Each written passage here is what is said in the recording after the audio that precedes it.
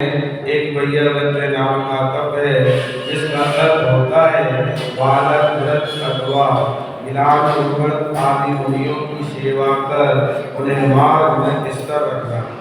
परस्पर की सहानुभूतिपूर्ण प्रवृत्ति से ही चतुर्विध संघ का निर्वाह होता है। आचार्य, उपाध्याय, तपस्वी, शिष्य, गिलान, गण, कुल, संघ, साधु और मनुष्य, इन 10 प्रकार के मुनियों का वैयावृत्त करने से वैयावृत्त तप के 10 भेद होते हैं। गृहस्थ मुनि धर्म की शिक्षा लेने के उद्देश्य से शिक्षावृत्तों का पालन करता है, इसलिए उसके शिक्षावृत्तों में वैयावृत्त नाम का शिक्षावृत्त रखा गया है। गृहस्थ को चाहिए कि उसके नगर में यदि किसी तेज वृत्ति या महावृत्ति पर कोई कष्ट आया है तो उसे पूर्ण तत्परता के साथ दूर करे।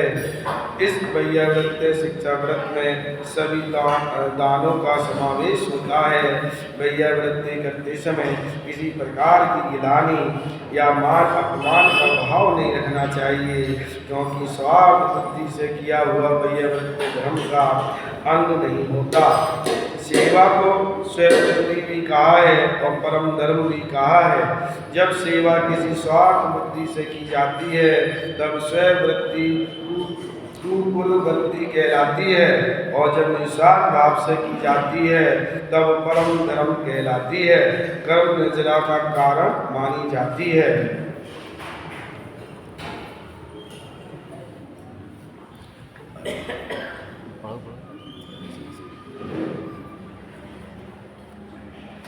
श्रद्धा, संतोष, भक्ति, विज्ञान, निर्लोभता, क्षमा, सत्य, इन 7 गुणों से सहित और मौलिक कुल संबंधी, आचरण संबंधी तथा शारीरिक शुद्धि से युक्त दाता के द्वारा कूटना, पीसना, झाड़ना, पानी भरना, चूल्हा जलाना, इन 5 सूनों आदि 80 मसी कृषि आदि आरंभों से रहित सम्यक दर्शन आदि गुणों से सहित मुनियों की नवता व्यक्ति पूर्वक आहार आदि के द्वारा गौरव व आदर किया जाता है, वह दान माना गया है।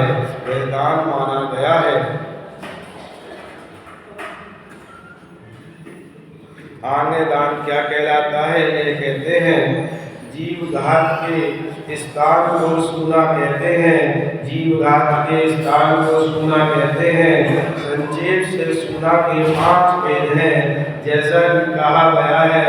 खंडनी, उकली से कूटना, पेसनी चक्की से पीसना, चुल्ली चूल्हा सुलगाना, खुद कुंभ पानी के घट भरना, प्रमार्जनी बुआरी से नदी को बुआरना, यह 5 हिंसा के कार्य गृहस्थ के होते हैं, अथवा मोक्ष को प्राप्त नहीं होता है। खेती आदि व्यापार संबंधी कार्य आरंभ कहलाते हैं, जिनके सूना और आरंभ नष्ट हो चुके हैं। ऐसे सम्यक दर्शन आदि गुणों से सहित मुनियों का आहार आदि दान के द्वारा जो गौरव या आदर किया जाता है वह दान कहलाता है। यह दान 7 गुणों से सहित दाता के द्वारा दिया जाता है, जैसा कि कहा गया है।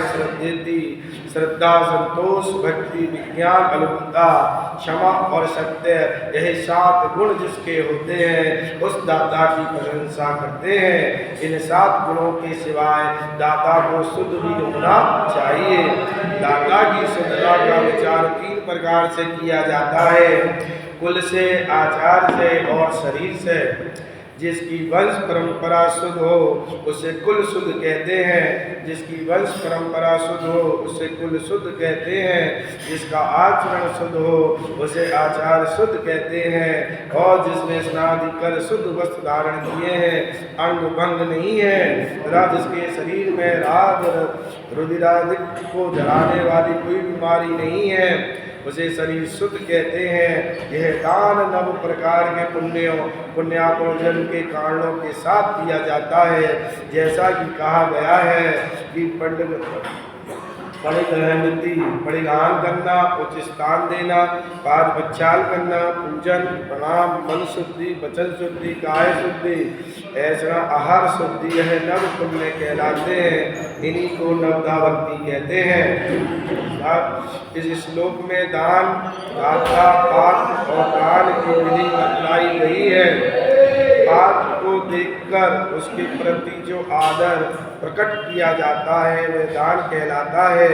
जो श्रद्धा आदि 7 गुणों से सहित हो तथा शुद्ध हो उसे दाता कहते हैं। जो चक्की चूल्हा आदि घर संबंधी तथा खेती आदि व्यापार संबंधी आरंभ से रहित हो, ऐसे रत्नात्रय के धारक मुनि क्षुल्लक क्षुल्लिका तथा आर्यका आदि पात्र कहलाते हैं। और नवदा भक्ति को दान की विधि कहते हैं। दान देते समय इन सब का विचार रखना चाहिए। और दाता के 7 गुणों का वर्णन कई प्रकार का मिलता है। एक वर्णन संस्कृत टीका में उदत श्रद्धा दृष्टि आदि श्लोक के आधार पर टीकाक में किया जा चुका है। और दूसरा वर्णन संस्कृत टीका में भाव प्रति में उदत श्रद्धा शक्ति आदि श्लोक के आधार पर इस प्रकार है। श्रद्धा, शक्ति, अलुप्तता, भक्ति, ज्ञान, दया और क्षमा, यह 7 गुण ग्रस्तों के होते हैं। श्रद्धा, शक्ति, अलुप्तता, भक्ति, ज्ञान, दया और क्षमा, यह 7 गुण ग्रस्तों के होते हैं। इस वर्णन में संतोष के बदले शक्ति और सत्य के बदले दया का उल्लेख हुआ है। पुरुषार्थ सिद्धियोपाय में अमृत चंद सूरी ने दाता के निम्नलिखित 7 गुण लिखे हैं। एक, फल की अपेक्षा नहीं करना, शांति, निष्कपटता, अनसूया, अन्य दातारों से ईर्षा नहीं करना, अभिभाषित्व, मुदित्व और निरहंकारित्व। इन वर्णन में शांति, क्षमा को छोड़कर सभी नवीन गुणों का समावेश हुआ है। बोलो महावीर भगवान की जय। बोलो पासनाथ भगवान की जय। बोलो शांतिनाथ भगवान की जय। बोलो जिनवाणी माता की जय। बोलो जैन धर्म की, बोलो पंचपरमेष्ठी भगवान की जय। ज्ञान से सूझे लोकालो, सोवाणी मस्तक धरो सदा देतु।